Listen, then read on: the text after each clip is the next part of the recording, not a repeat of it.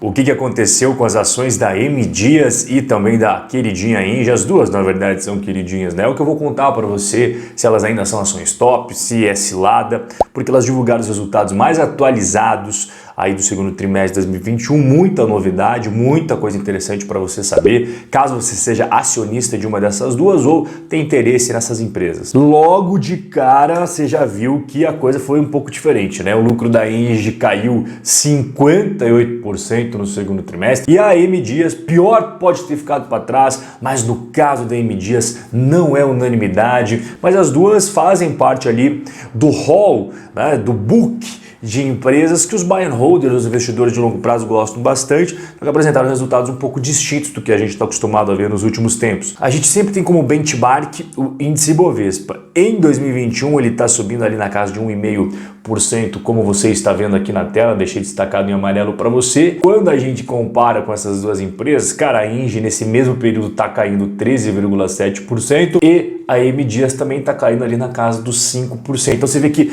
quanto a Bolsa Brasileira está tendo um pouquinho de ganho, essas duas não estão tendo as suas rentabilidades performando bacana para os seus investidores. E a primeira empresa que nós vamos conversar é a M Dias, e aqui eu gosto sempre de mostrar o histórico, né? Porque aqui a gente se fundamenta, aqui a gente pensa em resultados. E aqui está para você na tela, visivelmente é uma empresa lucrativa, porra, pega os últimos 10 anos. Então aqui fica visível a robustez da companhia. Para quem está chegando agora, a M Dias ela atua no setor alimentício, fabricando massas e biscoitos. E o primeiro destaque que eu quero que você pare para refletir aqui é o seguinte: o que você precisa para fazer massas e biscoitos? De insumos, de commodities. E as commodities no mercado internacional estão, ó, presta atenção, subindo.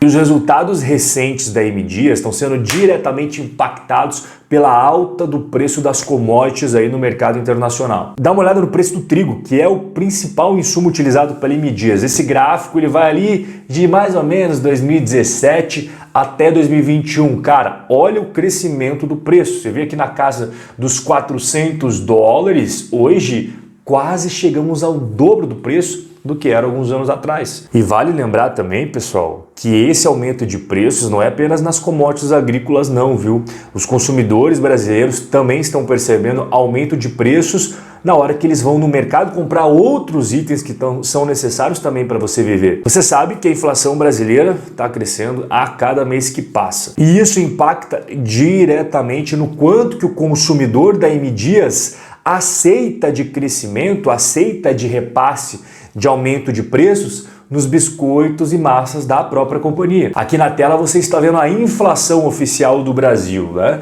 Então aqui a gente teve um pico de inflação, mas esse tempo já passou, faz um bom tempo atrás, por sinal. A gente teve outro pico de inflação aqui naquela crise política que o Brasil estava enfrentando, inclusive culminou com o impeachment da então presidente da época. Depois a gente teve momentos de inflação controlada, mas recentemente, olha aqui, ó, voltou a subir. Aqui a gente traz a informação e a análise como ela é, as coisas boas e as coisas ruins. Teve coisas boas? Teve coisas boas. A M Dias conseguiu vender mais toneladas de massas e biscoitos. E a empresa, ela vem fazendo uma boa gestão naquilo que ela consegue controlar, que são as despesas com vendas, as despesas administrativas, as despesas gerais. Só que a gente não pode varrer aqui para debaixo do tapete a principal informação sobre a M Dias. 65% dos seus custos são relacionados a commodities.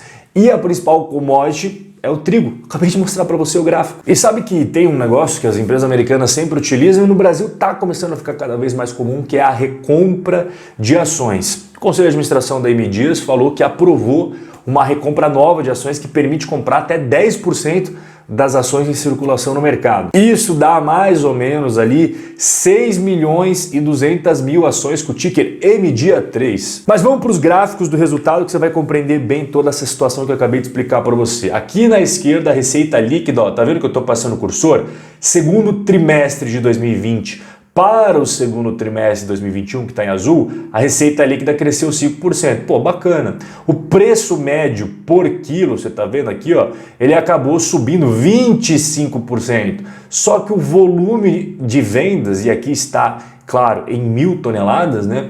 Ele passou de 536 mil para 450 mil, ou seja, uma redução de 16%. Segundo a M Dias, essa queda nos volumes aí é porque no segundo trimestre de 2020 a base comparativa foi muito elevada. E por quê? Porque a gente teve o auxílio emergencial e muitas pessoas dentro de casa comendo mais e consumindo mais. Então, como elas estavam recebendo auxílio do governo, elas conseguiam comprar os produtos da M Dias e como elas estavam passando muito tempo dentro de casa, elas estavam comendo muito mais. Isso fez com que a empresa vendesse muito mais no segundo trimestre de 2020. Só que como a gente está agora num momento bem melhor, segundo trimestre de 2021 não teve todo aquele auxílio que fez os resultados há um ano atrás subir. Então, por isso que segundo a empresa a gente teve essa queda nos volumes. E assim, essa justificativa faz até sentido, porque se você pega 2019, que a gente não tinha nada, e compara com 2021, o segundo trimestre fica em bases estáveis em relação do volume de massas e biscoitos vendidos. Só que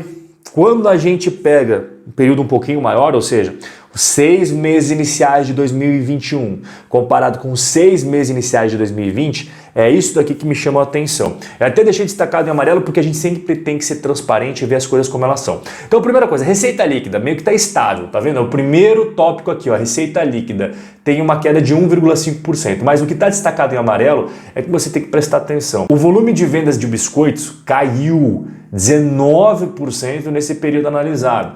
O volume de vendas em massas caiu 25% nesse período analisado. E o volume de vendas total caiu 20%. Então é claro que esse tipo de informação não é legal. Quando você vai para os resultados operacionais desse período, a gente teve uma queda de 52%. É claro que esse tipo de notícia não é bacana. E o lucro líquido da empresa nesses mesmos períodos aqui caiu 45%. Em resumo, os últimos resultados da M Dias. O cenário é desafiador, sim, devido ao contínuo aumento do preço das commodities no mercado internacional. A empresa vem perdendo pequenas fatias do mercado aí nos últimos resultados que ela divulgou. As despesas com vendas gerais e administrativas estão sendo bem controladas, então mostra que a gestão está de olho aberto, está bem atento ao que está acontecendo. Mas o que pega são os custos que a empresa não consegue ter muito controle, que são os custos das commodities que são negociadas no mercado internacional. Então o preço das commodities em si estão subindo, e eu mostrei a principal delas, que é o trigo, para você. E também tem outra coisa, né? O câmbio desfavorável, porque todas essas commodities são negociadas em dólar. Eu falei agora há pouco, né, da perda de mercado, então aqui na tela tá para você o mercado de biscoitos à esquerda e o mercado de massas à direita. É o que eu falei, cara, cada resultado que vem passando aí, a M Dias vem perdendo fatias do mercado, tô passando na tela para você. E um ponto importante, apesar dela ter a liderança nacional, como eu mencionei agora há pouco, o aumento de preços que ela realizou para recompor as margens, tanto no biscoito quanto as massas, ocasionou exatamente esse resultado que você está vendo na tela. O que seria isso? Perda de fatias de mercado. Vale ressaltar que a capacidade fabril, a capacidade produtiva da M Dias não está não está sendo utilizada na sua capacidade máxima. E isso não é bom. Por quê? Porque ela não consegue diluir alguns custos e isso faz com que ela tenha margens mais comprimidas. E com certeza deve estar passando na sua cabeça, beleza, Robert, já entendi que o cenário é desafiador, mas eu queria saber uma coisa, a dívida, como é que está a dívida? Então eu vou mostrar para você caixa, dívida e a capacidade da M Dias de pagar toda essa dívida. Então aqui eu deixei destacado, fácil para você bater o olho em verde, caixa, 1,5 bilhão de reais, tá? Então você vê que tem isso daí de dinheiro. E endividamento total, 1 bilhão e 800 mil. Então tem um pouquinho a mais ali de dívida. A dívida seria isso daqui, ó. E o caixa seria isso daqui, quase cobrindo toda a dívida. Então você vê que falta ainda um pouco. Mas a melhor forma de você conferir a capacidade de pagamento de uma dívida é através da relação dívida líquida e EBITDA, que eu já expliquei em inúmeros outros vídeos aqui. E essa relação atualmente está em 0,5 vezes, tá vendo aqui em cima? Até deixei para você, ó. O que significa isso? Significa que a M Dias precisa de meio ano de resultados operacionais para quitar toda a sua dívida líquida, o que é, sim, uma dívida super de boa, super bem gerenciada. E para a galera do valuation, a galera que gosta de saber as métricas atualizadas, fundamentalistas, aqui na coluna do meio, o histórico, você sempre tem que comparar com a média histórica da companhia, e a coluna da direita, hoje, quanto que tá essas métricas. Então, por exemplo, aqui o PL, a média da empresa sempre foi ali na casa dos 18 e atualmente está na casa dos 17. Você vê que não dá tanta diferença assim. Agora nós vamos para a segunda companhia, que é a Engie. E a Engie também tem um histórico de resultados muito positivos. Você está vendo na tela aí, o lucro líquido da empresa de 2011 até 2020. Então, assim, logo de cara você vê que as duas empresas que nós estamos falando aqui têm histórico de resultados positivos. E uma coisa que eu gosto muito da Engie, até vou colocar na tela cheia agora para você usufruir tudo da tela aqui, que é o seu portfólio balanceado de ativos, cara. Então aqui são as usinas hidrelétricas, olha a quantidade de ativos que a empresa tem aqui. Ela também tem duas usinas termoelétricas, aqui embaixo usinas complementares, tá vendo? Estou passando o cursor. Temos gasodutos, a famosíssima TAG, seus 4.500 quilômetros. Temos também transmissão, a Engie está focada também em entrar nesse segmento tão específico. E a Engie divulgou os seus resultados também do segundo trimestre e mostrou uma queda de 58% do lucro, que eu recebi de mensagem no direct perguntando da Engie. Jesus amado, calma, vou explicar tudo para você o que aconteceu. Primeiro ponto, impairment. O que é isso? Que palavra é essa? Calma, vou explicar para você, porque isso daí afetou em 163 milhões de reais o resultado da Engie. Tem um complexo termoelétrico que faz parte ali dos ativos da Engie chamado Jorge Lacerda. E aí, cara, como qualquer empresa da bolsa que tem vários ativos, você sempre tem que ir lá e verificar, cara, esse ativo aqui ele está sendo computado no nosso balanço por 10 milhões de reais. Tem que fazer sempre uma análise para ver se aquele ativo realmente permanece sendo 10 milhões de reais, se não teve nenhuma diferença no valor que a gente achava que valia do valor que realmente vale. E quando tem uma diferença, os caras, putz, a gente fez aqui a avaliação e verificou que não vale 10 milhões, esse negócio vale 5. Aí você faz um impairment de 5 milhões. E toda vez que você faz essa reavaliação dos ativos, quando é para menos, cara, você tem que botar esse menos no DRE, que é o demonstrativo de resultados. Mas isso não significa que a Engie tirou do bolso a grana, ó, tá aqui 5 milhões. Não, é só efeito contábil. Não tem efeito caixa. Não significa que no caso da Jorge Lacerda, que a Engie pegou lá 163 milhões e falou, pô, tá aqui, joga na fogueira que isso aqui não existe mais. Não. Então, assim, a primeira coisa que você tem que entender é a diferença entre questões contábeis e questões que têm efeito caixa. Segundo ponto importante, o que a Engie faz? Não é questão relacionada à energia elétrica? É transmissão agora, mas principalmente geração. Cara, quando a empresa trabalha no setor elétrico, ela não é de fato dona 100% sem ninguém meter o dedo, tem que ser para o governo. São concessões que o governo concede, como o próprio nome diz, para as empresas explorar isso e tudo mais. E as concessões da Engie, óbvio, tem valor financeiro e esses valores que ela precisa pagar pelas concessões são corrigidos pelo IGPM. E o que aconteceu com o IGPM nos últimos 12 meses? Me conta. Se você já acompanha o canal faz um tempo, você sabe que o IGPM subiu para mais de 33% nos últimos 12 meses. Então, as parcelas da Engie que foram corrigidas pelo IGPM, subiram e isso impactou também no seu resultado. Aqui na tela está segundo trimestre de 2021, estou passando o cursor, segundo trimestre de 2020. Mas você já me conhece, você sabe que eu gosto de sempre pegar períodos maiores.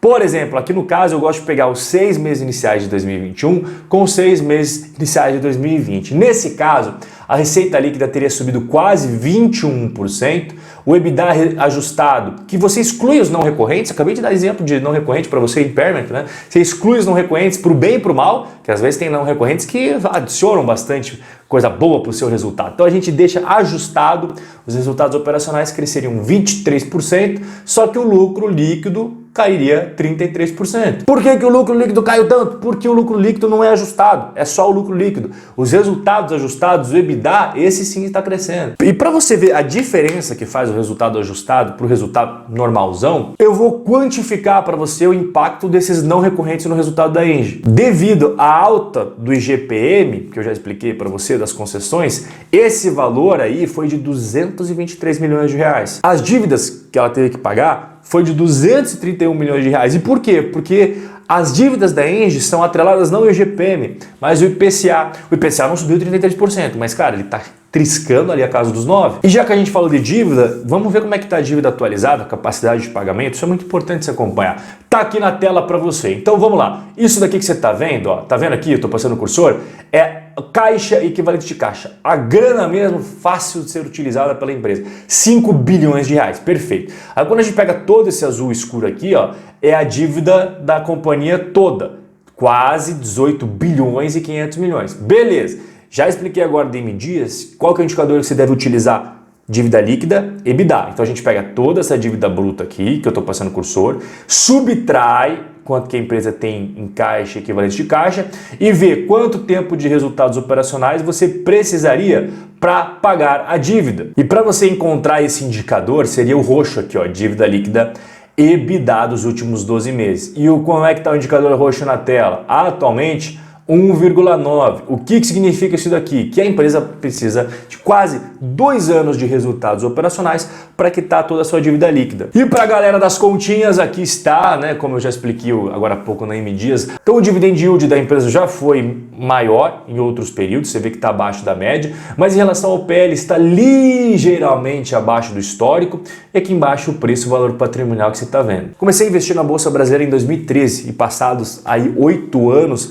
eu posso garantir para você que separa os vencedores e perdedores é isso daqui, ó, conhecimento. Cara, eu adoro analisar empresas, e a partir do momento que você começa a aprender como é que funcionam os negócios, como é que faz para você analisar as vantagens competitivas e também as partes não tão boas, assim você fica muito mais tranquilo e seguro na hora de investir na Bolsa de Valores. E se você gosta de conhecimento, fica aqui o convite gratuito para você. 4 aulas 100% digitais que chegam diretamente na sua caixa de entrada. O primeiro link na descrição, você vai clicar, deixar o seu e-mail e receber a primeira aula em menos de 1 minuto. Dá uma olhada no spam, dá uma olhada na lixeira, é garantido que chega para você essas 4 aulas gratuitas. A outra aula, aula 2, chega no dia seguinte, aula 3 no outro dia, assim por diante. M Dias e Engie, duas empresas que têm histórico de resultados maravilhosos, mas deram aquela tropeçada, aquela escorregadinha nesses últimos meses, mas assim, na minha opinião, nada que faça você se desesperar. Todas as empresas têm risco e essas duas não são diferentes, são riscos distintos e eu expliquei todos eles aqui para você no vídeo, e você, quando tem conhecimento, fica mais tranquilo na hora de botar seu dinheiro nessas empresas. O nosso bate-papo vai chegando ao final, um forte abraço e até a próxima!